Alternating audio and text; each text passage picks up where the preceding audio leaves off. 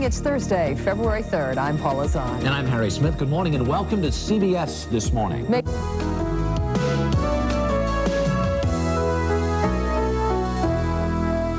These days, the fastest growing part of the job market is the temporary workforce, people who do a job without joining a permanent payroll.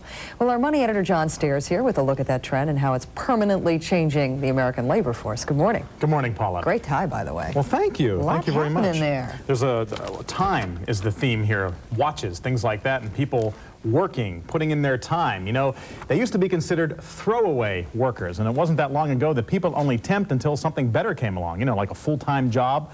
Well, now, some are becoming permanent temps, and some companies wouldn't do business any other way.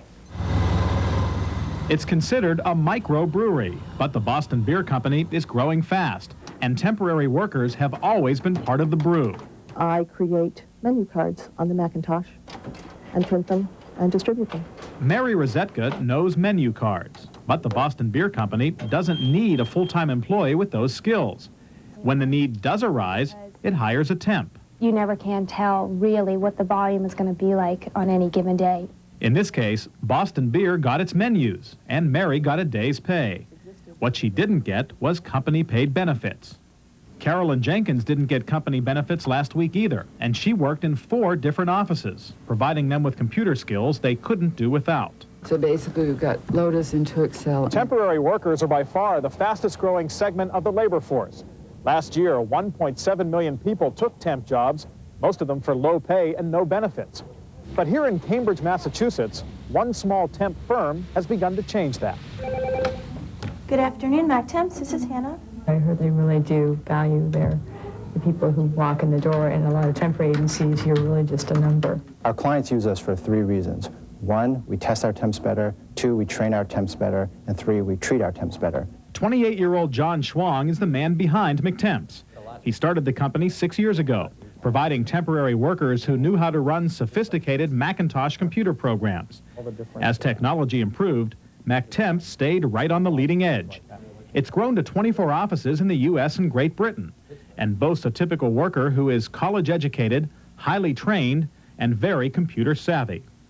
The company is so choosy, only about 1/3 of the 16,000 people who apply each year get added to the roster. To stand out, we want to attract and retain the very, very best people, and to do so, we offer benefits because that's needed amongst our tempers. Other temporary agencies have been offering benefit packages for years, but MacTemps gives its people an even better deal. Those who work full-time hours get full medical and dental coverage, free long-term disability insurance, an employee retirement plan with 25% company matching funds, and vacation pay. For our temps, they get a fantastic benefits package, and for our clients, they get skilled employees and very loyal employees. Altogether, everyone wins with benefits. But it costs you money. It takes away from the bottom line. No, in fact, it makes us money because we're in a people business, and what we're doing is investing in our people. And MacTemps like Carolyn Jenkins believe they are investing in themselves. Instead of feeling like a throwaway worker, she looks at her employer of the day as a throwaway company. And are you going to come in at all next week? No, but we don't need any one company.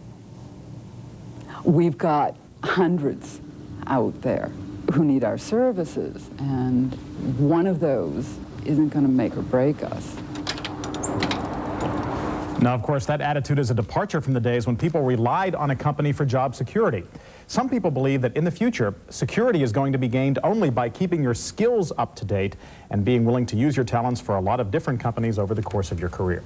As you were standing in the shadow of a very impressive building in Boston, you said this was the fastest growing part of the employment picture. How fast is it growing? How many jobs are we talking about? Last year, out of everybody that entered or re-entered the workforce, about 20% of them were temps. That's a pretty high number. Now, some people think that that's going to be as high as 50% by the year 2000, which is a pretty aggressive number. I don't know if that's actually going to take place, but we should look at it this way. The average person entering the workforce today is going to go through 5 or 6 job changes at least over the course of their career. Right. So basically, we're all temporary workers, and the future is going to belong to the people who have good skills, who are willing to update those skills and use them for a number of different companies over the course of their career. You talked a little bit about the kind of benefits package that MacTemps provides and some of the other large companies that hire temporary employees.